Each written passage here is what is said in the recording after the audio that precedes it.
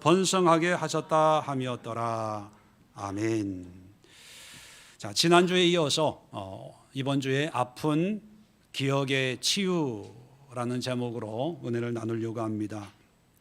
지난주에는 아픈 상처의 치유, 예수님의 십자가의 그 고난, 고통을 통해서 우리가 당하고 있는 또 겪었던 상처가 어떻게 치료돼야 될까를 말씀을 나눴다면, 오늘은 아픈 기억에 대한 치유. 왜냐하면 상처는 시간이 지나면서 조금씩 아물어가고 흉터는 있지만 그래도 많이 치유가 되는 그런 경우들은 있습니다. 그런데 상처는 치유가 되는데 치유가 되지 않는 것이 하나 있는데 바로 기억입니다. 기억. 이 기억은 문득 되살아나서 10년 전, 20년 전 과거로 순간적으로 이동을 해서 그때 받았던 아픔, 공포, 불안을 고스란히 지금 나에게 던져주는 그런 일을 할 때가 있습니다. 그래서 괜찮아, 이젠 끝났어, 다 정리된 거야 라고 하지만 우리의 무의식과 또 의식 속에 이 기억이 작동이 되면 나도 모르게 주체할 수 없는 그런 공포 속에 빠져들기도 합니다. 그래서 의학 질병명으로 외상 후 스트레스 장애라는 질병이 있습니다. 어떤 큰 사건 뒤에 우리가 트라우마라고 그러죠. 트라우마. 그와 비슷한 또 그와 같은 어떤 상황 속에 있으면 갑자기 혈압이 올라가고 심장이 뛰고 두근거리고 공포, 불안, 염려, 초조. 그래서 이런 상황에 있는 사람들은요, 그게 너무 무섭고 힘들기 때문에 그런 자기가 겪었던 사건과 비슷한 그런 상황에 근처도 안 가려고 합니다. 우리 옛말에 그런 말이 있죠. 자라보고 놀란 가슴 뭐 보고 놀란다고요? 옆 사람 얼굴 보고도 놀란다. 이게 트라우마거든요. 이게 기억입니다. 나는 괜찮다고 얘기하는데 내 안에 이런 기억의 잔재들이 끊임없이 나를 공격을 할 때 이것이 때로는 정신적인, 육체적인 문제를 일으킵니다. 질병으로 나타나는 경우들도 있습니다. 그래서 오늘은 이런 숨겨진 기억들, 트라우마를 성경적으로 병원에 가면 약을 주고 상담을 하고 뭐 합니다. 근데 성경에서는 하나님은 우리를 어떻게 치유해 나가시는가, 요셉을 통해서 함께 생각해 보려고 합니다. 요셉에 대해서 자세히 설명을 안 드려도 여러분들은 요셉이 어떤 인물인지 잘 아실 겁니다. 형들로부터 버림받아서 노예로 팔려서 애굽으로 갔다가 우여곡절 끝에 이제 애굽의 총리가 자수성가한 그런 사람이지요. 오늘 성경에는 그 요셉이 이제 결혼을 해서 두 아이를 이제 낳게 되는 것을 우리에게 알려주고 있습니다. 그런데 이 아이를 낳는데 이름을 지어주는데 이 요셉의 어떤 정서적인, 심리적인 어떤 치유가 고스란히 들어가 있습니다. 그 의미를 하나씩 살펴볼 텐데요. 그래서 오늘도 이 아픈 기억의 치유에 대해서 3단계로 제가 말씀을 전하려고 합니다. 제일 첫 번째, 첫 단계가 뭐냐? 뭐부터 시작해야 되냐? 설교 요약에도 나와 있는 것처럼 억압된 기억에서 해방돼야 됩니다. 억압된 기억이라고 하는 것은 아픈 상처로 말미암는 기억을 의도적으로 억압하는 거예요. 망각하는 거죠. 없어, 괜찮아, 다 해결된 거야. 나는 건강해졌어, 그런 건 없어 이제. 그래서 이 억압된 기억이라고 하는 것은 뭐냐면 인위적으로, 의도적으로 있는데도 자꾸 가리고 포장하고 또 누르는 거예요. 그리고 이런 기억이 되살아나지 않도록 비슷한 상황에 처하지 않도록 의도적으로 피하고 외면하고, 어떤 경우에는 사람들도 안 만나고 또 어떤 활동도 안 하고 그냥 혼자 가만히 있으면서 이 감정이나 기억이 나도 모르게 솟구칠까 봐 전전긍긍하는 이런 억압된 기억에서 해방, 자유해야 됩니다. 자유한다는 것은 뭐냐 하면 이런 기억을요, 있는 그대로 표출하는 거예요. 드러내는 거예요. 자, 억압된 아픈 기억을 드러낸다라고 하면 우리는 본능적으로 무슨 생각을 하냐 하면 무서워, 두려워, 고통스러워, 그러면서 그 과거의 사건이 마치 재현되는 것처럼 공포의 이 두려움에 휩싸입니다. 이게 뭐냐면 마귀가 그렇게 우리에게 미혹하는 거예요. 성경을 보시면 하나님은 자주 무슨 말씀을 하냐 하면 기억해라, 생각해라. 뭘 기억하냐 하면 너희가 종되었던 때를 기억해라. 광야에 방황하던 때를 기억해라. 하나님의 심판 가운데 있을 때, 하나님의 진노 아래 있을 때를 기억해라. 자꾸 그렇게 과거의 아픈 과거의 역사적인 기억을 상기시킵니다. 왜냐하면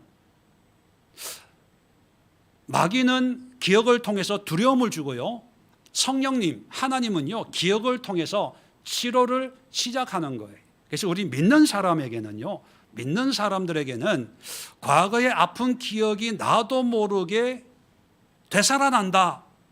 이건 어떤 뜻이냐면 과거의 기억이 정리가 안 되고 해결이 안 되고 의식 속에 잠재되어 있는데 기억을 하나님이 되살림으로써 이제 치료하는 거야, 정리하는 거야 라고 하는 사인이다라고 여기면 됩니다. 다시 말하면 기억이 되살아나는 것은요, 하나님이 이 기억을 치료하시려고 지금 일을 시작하시려고 한다, 이렇게 생각하면 되는 거예요. 이게 하나님의 뜻입니다. 역사적으로도 보면 이스라엘 백성들이 얼마나 많은 고통을, 상처를 가지고 있습니까? 그런데 이 이스라엘 사람들이 자기들의 그 비참한 어떤 과거의 역사들, 그리고 그 고통과 아픔들을 어떻게 치료해 나가냐 하면 기억의 공간을 만들어요. 가는 곳곳마다. 이스라엘 안에도 그렇고 유럽의 학살당한 현장에 또 포로 수용소에 유대인들은 뭘 잘 만드냐 하면 기념관, 박물관 같은 것을 만들어서 자기들이 당했던 모든 것을 거기에 전시해 놓습니다. 그리고 누구나 다 그것을 볼 수 있게 해요. 우리는 끔찍하고 기억이 되살아날 것 같아서, 트라우마에 빠질 것 같아서 가지도 못하는데, 그 사람들은요, 동네마다 작은 도시마다 다 홀로코스터나 이런 걸 만들고, 그 안에 보면 뭐 우리 옆집에 살던 할아버지가 쓰시던 어떤 물건들, 뭐 이런 것을 그냥 그대로 전시해 놓습니다. 기억하는 거예요. 왜냐하면 기억은 치료의 시작이거든요. 베드로가 예수님을 3번 부인했습니다. 그죠? 자, 3번 부인하자 닭이 울었어요. 근데 성경은 뭐라고 기록하고 있냐면 닭이 울 때 나와서 통곡했다, 이렇게 기록하고 있습니다. 베드로가 처음에 예수님이 네가 나를 3번 부인할 거다라고 예수님 말씀하셨을 때 아유, 절대로 나는 그렇지 않습니다라고 그 소리를 쳤거든요. 그런데 닭울음 소리가 기억나게 하는 거예요. 그 기억을 통해서 통곡합니다. 단순히 눈물 흘리는 것이 아니라 이 통곡을 통해서 베드로는 치료가 시작이 되는 거예요. 진정한 사도로서 준비를 하는 거예요. 우리 정서에는 아픈 기억들을 되도록이면은 속으로 삭히려고 합니다. 드러내지 않고. 왜? 기분 좋은 일 아니니까. 또 얘기해서 기분 좋을 일도 아니니까 그냥 삭혀요. 그러다가 시간이 지나면 이게 해결됐다고 생각합니다. 없다고 생각해요. 괜찮아졌다고 생각해요. 근데 아니에요.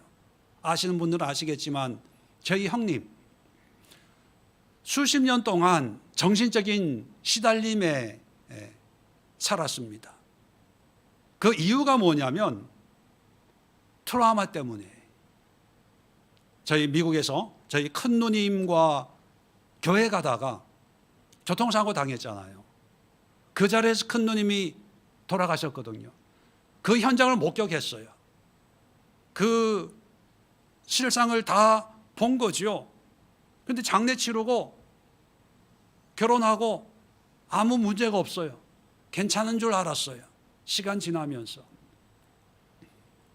그런데 그 아픈 상처의 기억이 의식 속에 눌려 있는 거죠. 그런데 무슨 일이 있을 때마다 이것이 드러나서 귀에서 소리가 나는 거예요.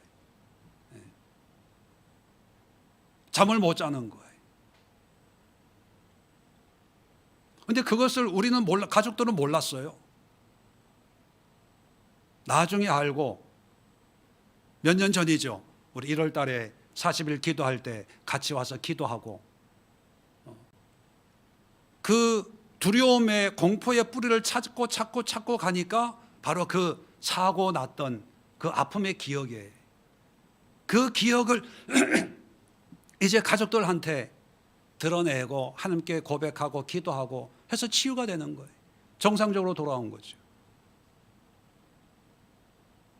여러분, 혹시 여러분 가운데도 그런 아픈 기억에 대한 두려움, 공포 때문에 기억에 저장되어 있는 그 저장의 뚜껑을 감히 열지 못하고 있는 분들 계시면 여러분 걱정하지 마세요.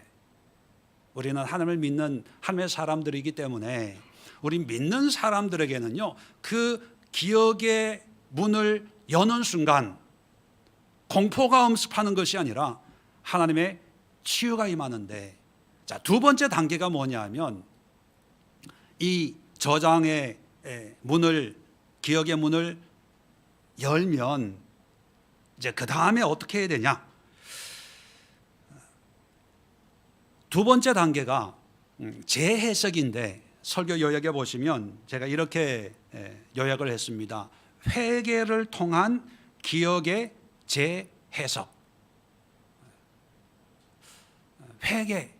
회개를 통해서 기억을 재해석하라, 이 말을 여러분 잘 이해하셔야 되는데, 먼저 몇 가지 용어에 대한 이해를 먼저 해야 됩니다. 회개란 뭘까요? 회개하면 거의 대부분의 사람들이 죄를 시인하고 죄를 용서받는 것. 네, 맞아요. 구원에 대한 죄사함의 회개. 그런데 이런 죄사함에 대한 회개의 의미는 회개라고 하는 큰 전체 의미로 보면 극히 일부분입니다. 회개의 전체적인 의미는요, 하나님의 기준으로 돌아가는 거예요. 돌아가는 것.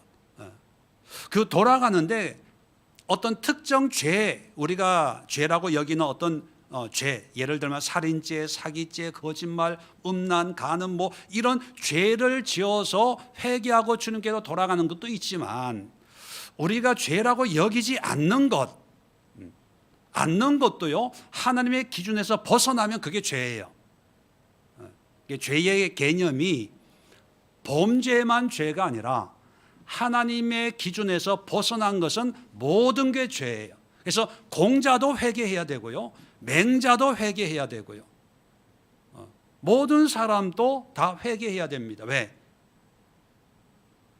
범죄함으로 하나님의 뜻에서 벗어난 삶을 살고 있기 때문에 이런 삶은 다 회개해야 돼요. 그래서 회개는 우리의 일상 속에 자연스럽게 의식과 무의식 속에 항상 회개가 일어나야 되는 거죠. 여러분, 운전할 때 차선을 지키기 위해서 핸들을 어떻게 합니까? 무의식적으로 얘기하면서 뭐 커피 마시면서도 무의식적으로 그 차선 안에 차를 운전하려고 늘 핸들 돌리잖아요. 이게 회개예요. 우리 신앙생활에 살아가면서 늘 하나님의 기준에 맞춰서 살기 위해서 의식하든 의식하지 않든 큰 죄를 저질렀을 때 의식이 되겠죠. 살인을 했다, 회개해야죠. 근데 살인하지 않고 내가 맹자처럼 공자처럼 의롭게 그렇게 살고 있어도 이것이 과연 하나님의 뜻에 합당한 삶인지 아닌지 확인을 해서 방향을 수정해야 돼요. 얼마 전에 아주 재미있는 일이 있었습니다. 사모한테 또 야단 맞을 것 같은데 사모 얘기를 좀 해야 될 것 같아요. 무슨 일이 있어서 일정이 안 맞아서 사모가 이제 서울에 볼 일이 있는데 제가 태워주지를 못하고 전철 타고 이제 보냈다가 이제 전철 타고 오면 저희 집 앞에 그 버스 내리는 정류소가 있거든요. 거기 와서 내가 픽업을 해서 집에 모시고 갈 테니까 이번 한 번만 버스 타고 좀 갔다 와라 해서 이제 서울을 갔어요. 그래서 서울 갔다가 전철 타고 염창역에서 내려가지고 3,000번을 타고 이제 집에 오게 됐어요. 그래서 버스에 이제 전철에서 내려서 버스 타면서 문자가 왔어요. 이제 버스 탔습니다. 그러면 요즘에 참 좋은 게 어플이 있어가지고 거기서 타면 이제 몇 시에 도착하는지 그 경로가 다 나와요. 그래서 그걸 보고 시간 맞춰서 이제 정류장에 나가려고 탔다고 하니까 그 차를 확인을 하려고 어플을 열어서 보니까 염창역에서 출발한 버스가 없는 거예요. 버스는 탔는데 그 탄 버스가 이렇게 표시가 돼야 아는데 없는데 이게 잘못됐나? 그럼 몇 시에 도착할지를 모르니까 언제 나가야 될지를 확인을 못 하잖아요. 그래서 어플을 껐다가 다시 켜도 버스가 없는 거예요. 그래서 위쪽을 이렇게 보면 가는 차 오는 차 이게 달라요. 그런데 서울로 가는 차가 거기서 출발한 차가 있는 거예요. 그래서 내가 전화를 했죠. 여보, 진짜 거기서 출발한 거야? 탄 거야? 탔다는 거예요. 그래서 내가 여보, 근데 집 쪽으로 오는 차가 아니라 반대쪽으로 가는 차 아니야? 그랬더니만 사모가 뭐라 그런지 아세요? 그런 것 같아. 지금 한강을 넘어가고 있어. 그래서 내가 여보, 거꾸로 탄 거야. 거꾸로. 그 한강 넘어 첫 서는 데가 합정역이에요. 여보, 합정역에 내려서 바꿔 타고 와. 여러분, 이게 회개예요. 이게 죄졌나요? 죽을 죄를 졌어요? 아니에요. 실수예요. 착각일 수 있어요. 그냥 그럴 수도 있는 거예요. 그런데 그럴 수도 있는 일이지만 방향이 다르면 방향을 바꿔야죠. 이게 회개예요. 자, 요셉이 어떻게 회개를 하는지 오늘 본문에는 안 나와 있지만, 자, 형제들을 만나가지고, 자, 45장을 한번 볼까요? 창세기 45장 4절 보시면 요셉이 이제 다시 만난 형들에게 이런 얘기를 합니다. 4절입니다.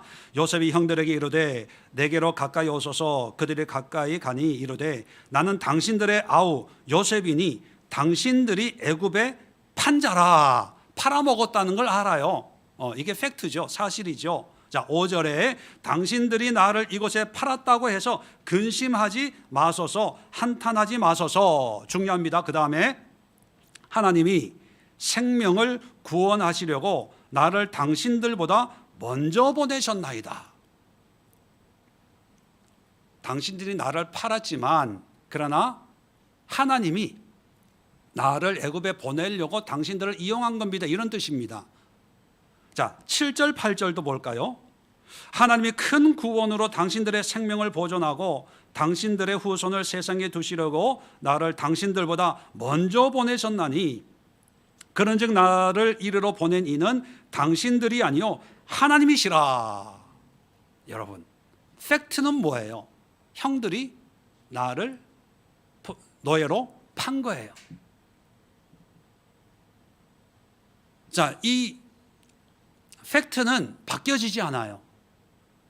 그리고 평생을 가슴에 묻고 살아갈 거죠. 나를 버렸어. 나는 버림받았어. 나를 팔았어. 형들이. 자, 그런데 이거는 누구 기준입니까? 피해자인 나의 기준이에요. 또 사람의 기준이에요. 형들은 팔았고 나는 팔렸고.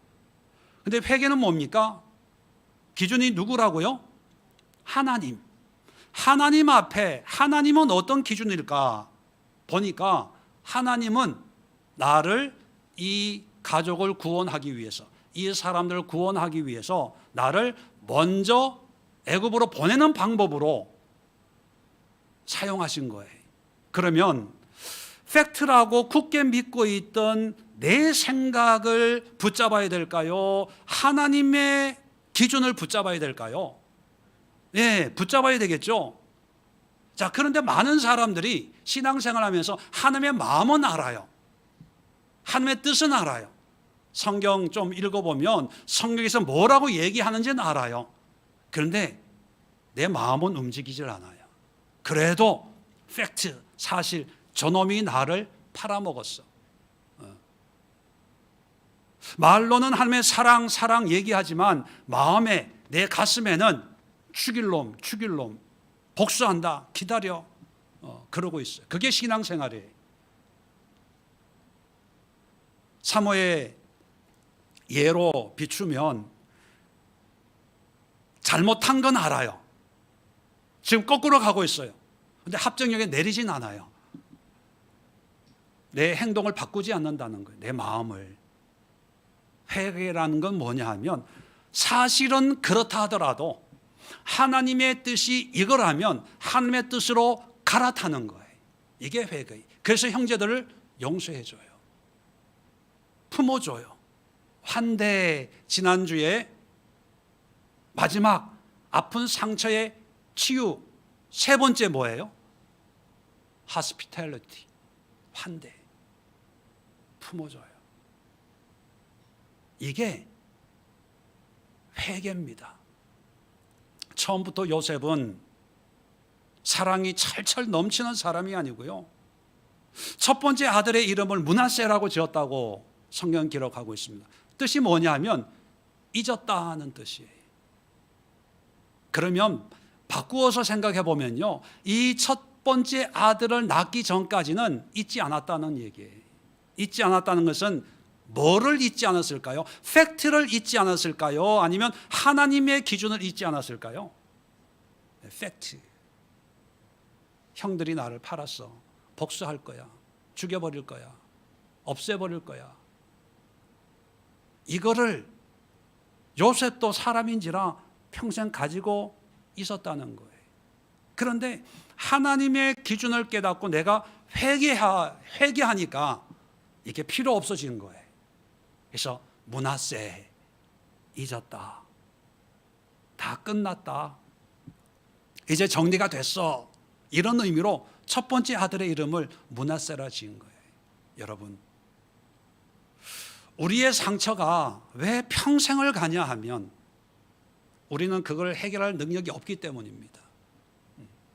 인간의 기준으로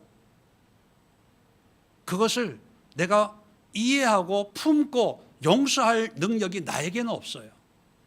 그런데 우리는 하나님을 믿는 사람들입니다. 하나님의 말씀을 가지고 있고 하나님의 뜻이 뭔지를 우리는 아는 사람들이에요. 그래서 우리의 관점, 우리의 생각이 아니라 하나님의 관점, 하나님의 기준으로 보면 이해가 돼요. 지금 이 흉년 때를 하나님이 미리 아시고 우리 가족을 구원하려고 미리 애굽으로 나를 보내셨구나. 제가 미국에서 처음 예수를 알고 신앙생활을 하면서 깨달은 게 하나 있었습니다. 아, 나를 구원하시려고 하나님이 미국으로 데리고 가신 거구나. 그래서 선교사가 되려고 선교 훈련을 했죠.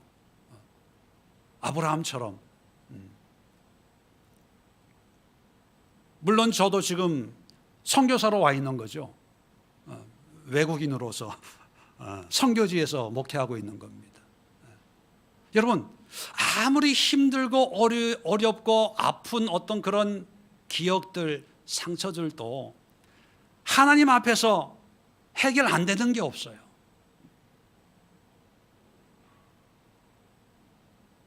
해결 안 되는 게 없어요. 문제는 뭐냐면 우리가 재해석하려고 하는 회개를 하고 싶어 하지 않아요. 왜냐하면 회개의 능력을 모르기 때문입니다. 회개의 능력. 저희 아내가 잘못봇을 탄 거를 인정을 하지만 거기서 안 데리고 계속 쭉 갔다면 아마 저를 못 만났을는지도 몰라요. 그런데 빨리 회개하고 저에게로 돌아왔기 때문에 오늘날의 이 평안과 행복과 기쁨이 유지가 되는 거죠. 회개. 회개의 능력이 세 번째인데요. 회개를 통해서 상처의 아픔이 치유가 되는데 그 치료의 결과를 보면 여러분 누구나 다 회개하고 싶어집니다. 자, 오늘 본문으로 보면 둘째 아들이 태어납니다. 둘째 아들의 이름이 뭐라고요? 에브라임. 뜻은 뭘까요? 번성하다, 창성하다 그런 뜻입니다. 그래서 52절에 설명을 덧붙여 줍니다. 하나님이 나를 내가 수고한 땅에서 번성하게 하셨다 함이었더라. 번성해, 번성, 창성, 부흥 다 우리가 좋아하는 용어들 아닙니까? 지금 므낫세라고 하는 그 이름의 의미는 과거 지향적이에요. 과거의 아픔, 기억 이런 것들을 가슴에 품고 살다가 이제는 정리가 됐어. 이제 과거 정리지요. 근데 이 번성이라고 하는 것은요, 지금과 현재와 미래의 지향적인 용어입니다. 이제는 하나님이 나를 번성하게 할 거야. 축복하실 거야. 이게 회개의 능력인데 또 이게 하나님이 우리에게 베푸시는 은혜의 결과인데 마귀는요 아픈 기억을 통해서 과거에 매이게 합니다. 기억은 늘 과거 아닙니까? 과거에 받은 상처로 만들어진 기억이니까 과거의 사람이 되게 해요. 그런데 회개를 통해서 이 상처를 깨끗하게 정리해버리면 미래의 사람이 돼요. 에브라임, 이제 하나님이 나를 축복하실 거야. 그렇게 보면 아픈 기억은 결국은 나를 과거로 끌고 가는 것이 아니라 나를 지금의 나의 모습을 통해서 내일의 나의 모습, 미래로 나를 인도하는 역할을 하는 게 아픈 과거의 기억이거든요. 자, 하나님이 과거에 매여 있는 므낫세의 삶을 원하시는지 아니면 미래지향적인 에브라임의 삶을 원하는지 성경을 한 군데 찾아보면 알 수가 있습니다. 창세기 48장을 보시면 야곱이 이제 늙어서 죽기 전에 아들들을 축복을 하는데 요셉의 두 아들 손자를 축복을 하려고 데리고 오라고 얘기합니다. 자, 13절을 보시면 요셉이 이제 요셉 앞에 요셉이 두 아들을 이제 데리고 아버지 앞에 이제 인도하는데 고대 사회에서는 오른손은 어떤 권위, 축복을 상징하고 왼손은 그렇지 못하거든요. 그래서 장자권이 있기 때문에 장자는 오른손을 얹고 이제 축복 기도할 때, 막내는 이제 왼손 2개밖에 없으니까, 그죠? 왼손을 얹고 축복을 하는데, 그걸 알기 때문에 요셉은 므낫세를 아버지의 오른쪽에, 오른손이 있는 그쪽에, 막둥이 에브라임은 왼손에 이렇게 데리고 가서 축복을 하는데, 이 야곱이 축복을 하는데 그걸 보고 손을 엇갈려서 축복을 하는 거예요. 다시 말하면 오른손을 에브라임에게, 왼손을 므낫세에게. 그래서 14절 보시면 이스라엘이 오른손을 펴 차남 에브라임의 머리에 얹고 왼손을 펴서 므낫세의 머리에 얹으니 므낫세는 장자라도 팔을 엇바꾸어 얹었더라.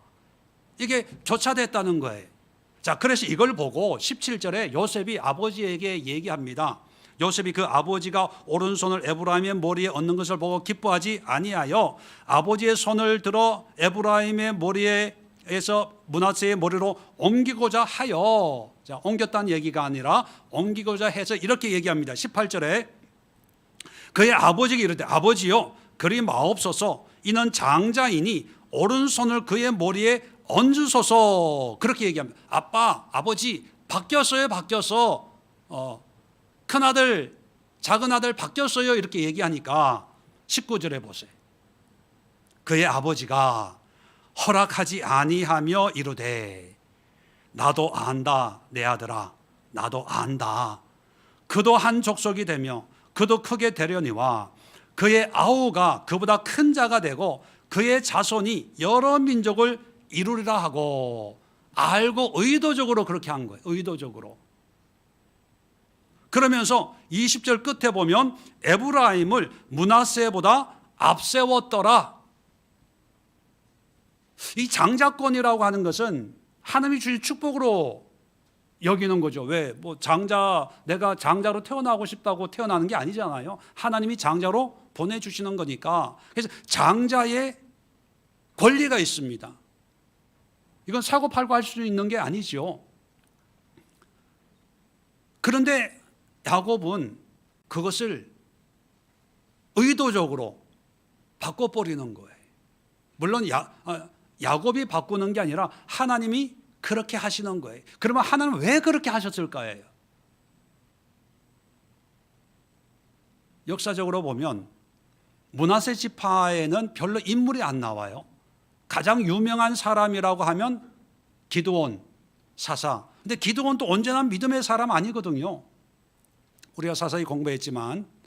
근데 에브라임 지파는요, 여호수아도, 사무엘도 에브라임 지파 사람이고요, 여선지 드보라, 그리고 북이스라엘의 대표적인 지파가 에브라임이에요. 남쪽은 유다, 북쪽은 에브라임 이렇게 부릅니다. 왜 에브라임을 하나님이 쓰실까? 장자의 복을 주실까? 그건 뭐냐면 요셉이 지금 두 아이의 이름을 자기의 어떤 과거의 상처, 아픔의 의미를 넣어서 짓잖아요. 므낫세, 과거의 아픈 것은 고생은 끝났어, 잊었어. 에브라임, 번성할 거야, 잘 될 거야, 형통할 거야. 자, 그런데 하나님은 이런 의미를 우리에게 뭘 말씀하시냐면, 하나님은 과거를 청산하고 과거에 매여 있는 삶보다는 미래지향적이고 미래의 소망을 가지고 있는 삶을 더 기뻐하신다는 거예요. 결론적으로 말씀드리면요, 아픈 기억의 치료의 결과는 뭐냐면 희망이어야 된다는 거예요.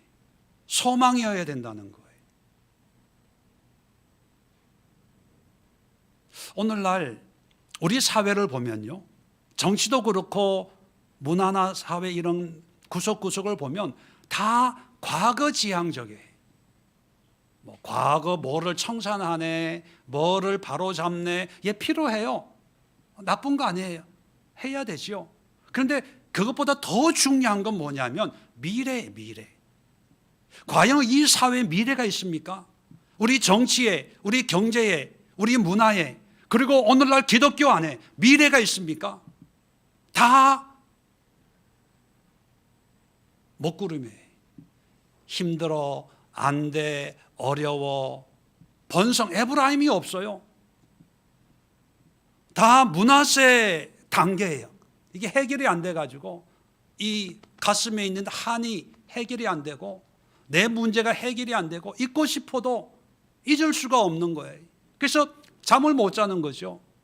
밥을 못 먹는 거예요. 그런 사회가 돼버렸어요. 또 그런 교회들이 돼버렸어요.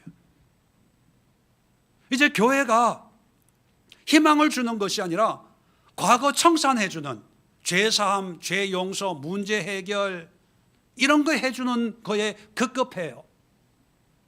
예수님의 십자가를 보십시오. 예수님의 십자가도 상처이자 십자가의 아픈 기억 아닙니까? 기독교인들이.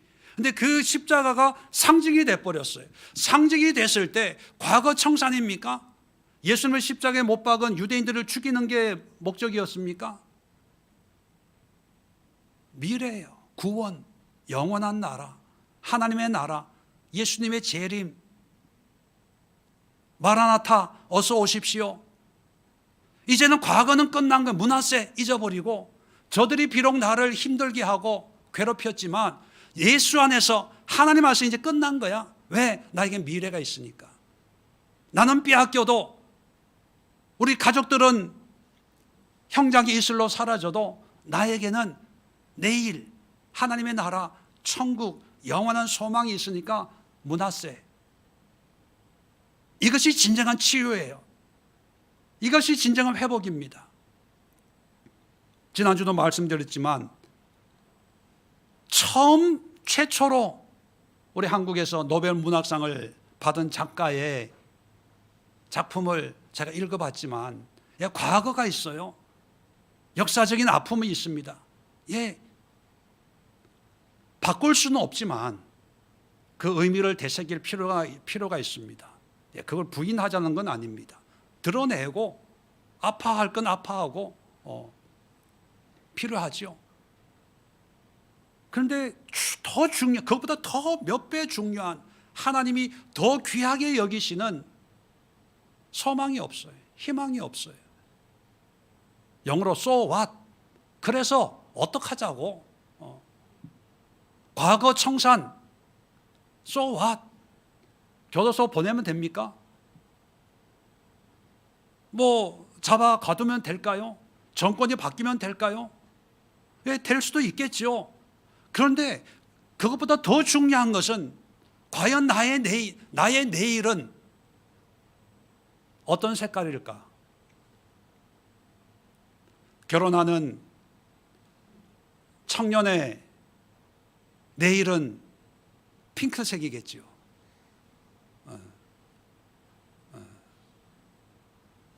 근데 과연 그 핑크색이 얼마나 오래 갈까요? 그래서 예수님이 이 땅에 오신 거예요. 우리에게 희망을 주려고. 우리의 남은 생애가 핑크빛이 되도록 예수 안에서 내일을 볼 수 있고 그 내일이 어두운 내일이 아니라 에브라임, 번성하고 풍성하고 넉넉하고 비록 내가 겪은 아픔이 얼마나 힘들고 가슴 아리고 뼈에 새길 정도로 원통하고 분할지라도 예수의 십자가 앞에서 바라보는 나의 내일이 더 아름다우니까 과거를 안 돌아보는 거예요. 여러분, 오늘이 힘들면요 자연히 과거를 자꾸 회상해요. 남편들이여 기억하십시오. 오늘 행복하지 않으면 처음 선봤던 그 남자가 자꾸 떠올라요. 이건 아니야, 이건 아니야. 정연아, 그렇지 않아? 그런데 지금 행복하면요 과거가 얼마나 힘들고 어려워도요 별로 의미가 없어요. 그렇지, 사모 영성 훈련할 때 보면은 항상 미국에서 힘들었을 때 얘기를 하더라고요. 그런 얘기 들을 때마다 난 행복해요. 아, 과거는 어려웠지만 지금은 행복한가 봐. 여러분, 우리에게는 내일이 더 행복해. 에브라임의 에브라임. 내일이 더 소망이 있고 기쁘고 감사하기 때문에 지금 내 안에 있는 아픈 기억, 이게 올라와도요, 여러분, 이게 중요하게 여겨지지 않는 거예요. 불안이 아니고 공포가 아니고 두려움이 아니고 인정이죠. 그런 적 있어. 요셉도 당신들이 나를 팔았지만 인정해. 그게 사실이니까. 근데 그게 더 이상 나의 지금의 내 삶에 어떤 영향도 미치지 않아요. 이게 치유가 아닐까요? 이게 회복이 아닐까요? 이게 진정한 상처의 완전한 치유가 아닐까 생각합니다. 결론적으로 말씀을 정리하고 마치겠습니다. 지난주에 한강의 소설로 시작을 해서 우리 민족 의식 속에 있는 이 피해 의식, 상처에 대한 어떤 성경적인 치유에 대해서 말씀을 나누려고 지난주에는 상처에 대해서 말씀을 나누었고, 오늘은 그 상처의 잔재, 기억에 대해서 말씀을 함께 나누었습니다. 결론적으로 저는 이런 말씀을 꼭 드리고 싶습니다. 상처는 부끄러운 게 아닙니다. 왜? 우리가 지금 예수님의 자녀가 됐으니까. 어떤 기억도 어떤 과거도 숨길 필요가 없고 거기에 노예가 될 필요가 없고 그런 기억에 종이 될 필요가 없습니다. 여러분, 자유하십시오. 예수님은 우리에게 중생이라고 하는 새로운 생명, 거듭난 삶을 주셨습니다. 그것은 우리에게 펼쳐지는 오늘과 미래예요. 내일이에요. 그런데 우리는 과거를 어떻게 할 수가 없어요. 지나간 거기 때문에. 단지 우리 의식 속에 좀 남아있는 그런 부스러기들이 때로는 우리를 힘들게 할 때가 있습니다.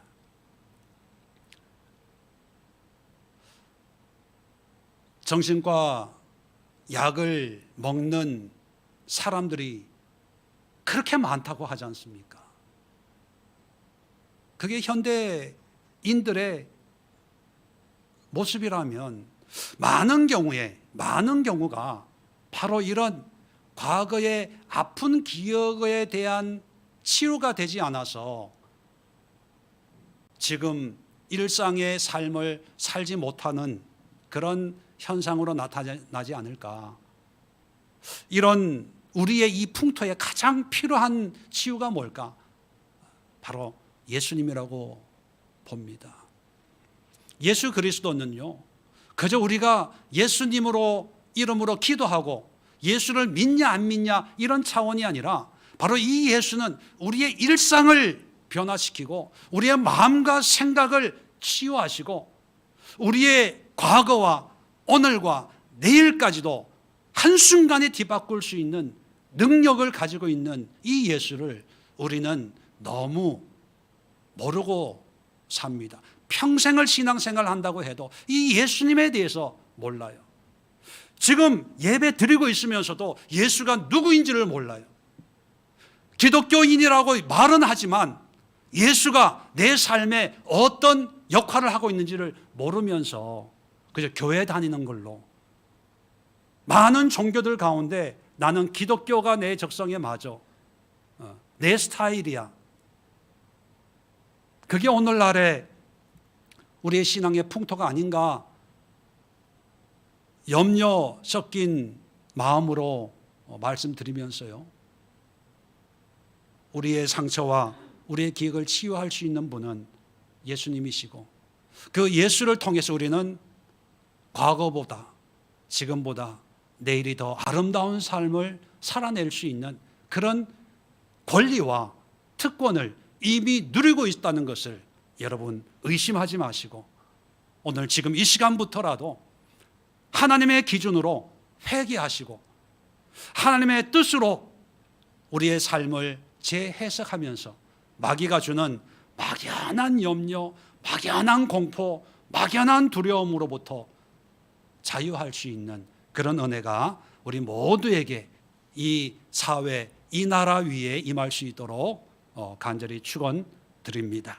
기도하겠습니다. 좋으신 하나님 아버지, 은혜와 사랑을 감사합니다. 많은 사람들이 상처와 그로 인한 기억 속에 자유하지 못하고 늘 과거에 매여서 과거 청산이라는 무거운 짐을 지고 살고 있는 것이 우리의 현실이 아닌가 생각을 합니다. 그러나 성경은 분명히 어떤 아픔, 어떤 어려움을 겪더라도 하나님 안에서 치유가 되고 자기도 치유되고 또 다른 사람도 치유할 수 있는 그런 능력이 예수 그리스도로 말미암아 우리에게 주어졌다는 이 놀라운 사실을 잊고 사는 그런 사람들이 많습니다. 오늘 말씀을 통해서 우리 가운데 하나님의 치유가 일어나서 하나님의 회복이 일어나서 과거보다는 내일을 바라보고 아픔보다는 하나님이 주실 은혜를 생각하면서 오늘보다는 내일이, 내일보다는 그 다음 날이 더 의미 있고 보람찬, 그래서 온전한 치유의 삶을 살아내는 우리 믿음의 권속들 다 될 수 있도록 축복하여 주시옵소서.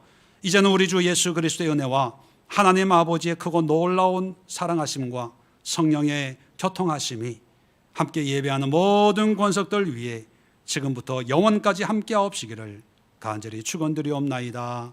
아멘.